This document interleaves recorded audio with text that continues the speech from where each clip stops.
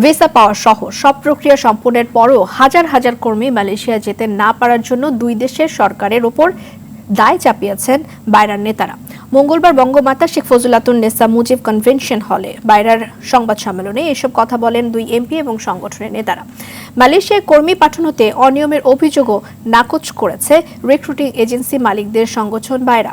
সংগঠনটির সাবেক সভাপতি এবং ঢাকা ২০ আসনের এমপি বেনজির আহমেদ বলেন যে কোনোভাবেই কেউ প্রমাণ করতে পারবে না যে এমপিদের নেতৃত্বে লুট হয়েছে, এগুলো বলে বাজার নষ্ট করা হয়েছে।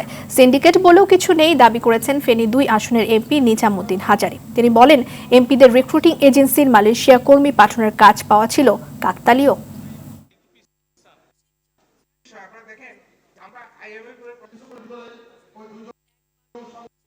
বিদেশের কাছে কি যাচ্ছে মেসেজটা, রিসিভিং কান্ট্রির কাছে যদি মেসেজটা যাচ্ছে ইংলিশে ট্রান্সলেট হয়ে যাচ্ছে যে